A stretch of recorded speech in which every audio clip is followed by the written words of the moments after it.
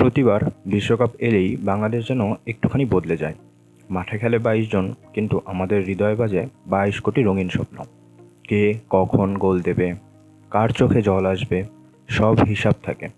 তবে দুঃখজনক হলেও সত্য, এত বছর ধরে এই আবেগটা ছিল শুধুমাত্রই ব্রাজিল আর আর্জেন্টিনাকে ঘিরে। নিজের দেশের ফুটবল, এরকম কথা তো মানুষ প্রায় ভুলেই গিয়েছিল। তবে এখন সময়টা বদলেছে, কারণ এসেছে একজন, নাম তার Hamza Chowdhury. English premier league খেলে দারুণভাবে বেড়ে ওঠা এই তরুণ যখন লাল সবুজের জার্সি গায়ে চাপালেন, তখন যেন ফুটবল ভবিষ্যৎটা আবার নতুন করে জ্বলজ্বল করতে শুরু করলো। ২৫শে মার্চ শিলংয়ের মাঠের ভারতের বিপক্ষে তার অভিষেক ম্যাচ।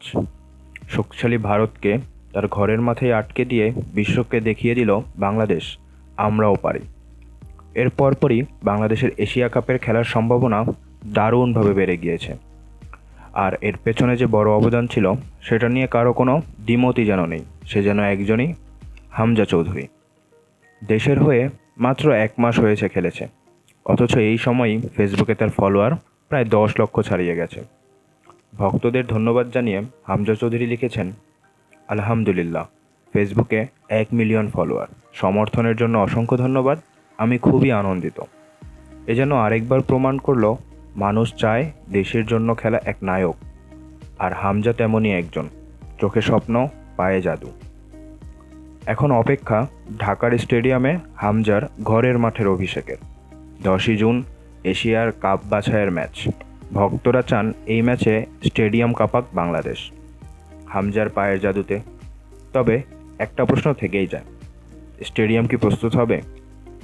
সেই প্রসঙ্গে ক্রীড়া উপদেষ্টা আসিফ মাহমুদ আশ্বাস দিয়েছেন, মাঠ প্রস্তুতির কাজ প্রায় শেষ, মাঠে নতুন ঘাস, লাইটিং সব কিছুই চলছে শেষ ধাপে।